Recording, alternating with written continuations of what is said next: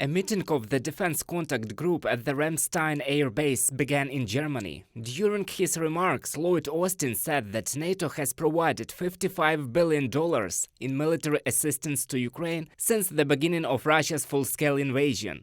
The contact group meeting will focus on three key issues: air defense, ammunition, and support equipment, Austin said. The head of the Pentagon noted that Ukraine urgently needs help from allies to protect its citizens, infrastructure, and forces from Russia's missile threat. It's been nearly a year since this group first met, right here at Ramstein. And I hear that many of you refer to this as the Ramstein Forum. So it feels right that we're back here to reaffirm our shared unity and our resolve. Now, this contact group started from a place of moral clarity.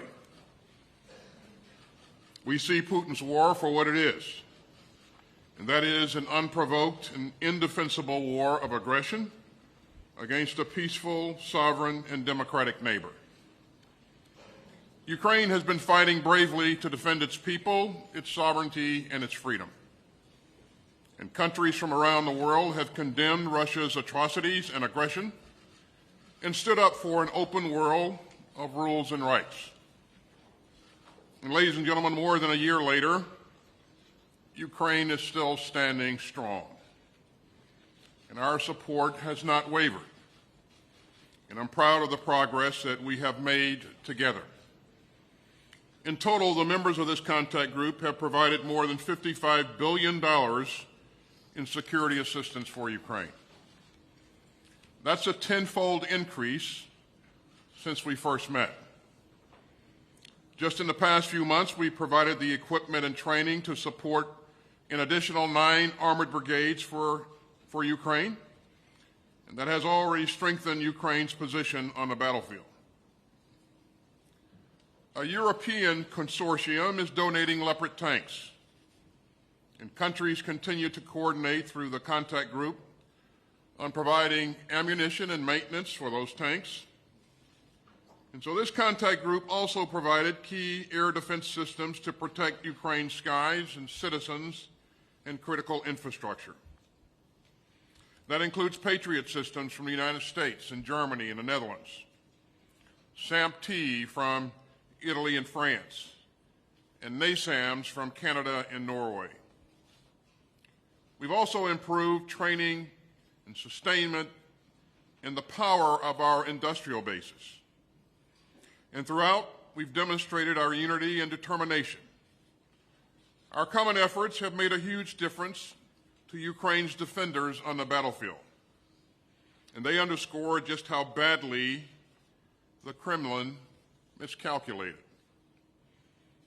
Putin thought that he could easily topple Kyiv's democratically elected government. He thought that the wider world would let him get away with it. He thought that our unity would splinter, but he was wrong on each and every count.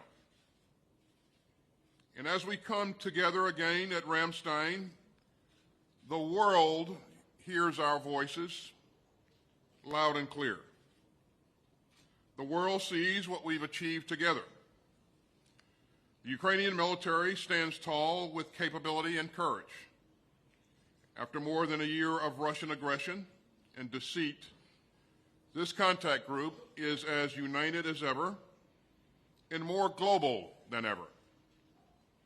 And our support for the forces of freedom in Ukraine holds strong and true. Now, I know that many of you have been following the reports of unauthorized disclosure of sensitive and classified U.S. material.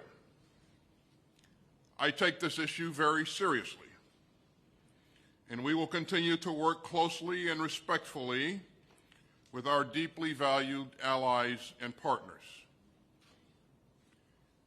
As I've discussed this issue with our allies and partners, I've been struck by your solidarity and your commitment to reject efforts to divide us. And we will not let anything fracture our unity. Now, we're joined again by my good friend Oleksiy Reznikov of Ukraine. And Oleksiy, we're looking forward to hearing directly from you and your team on the state of the battlefield and your most urgent requirements. I also want to thank each country joining us today. You've shown that nations of goodwill from around the world reject Russia's cruelty and aggression.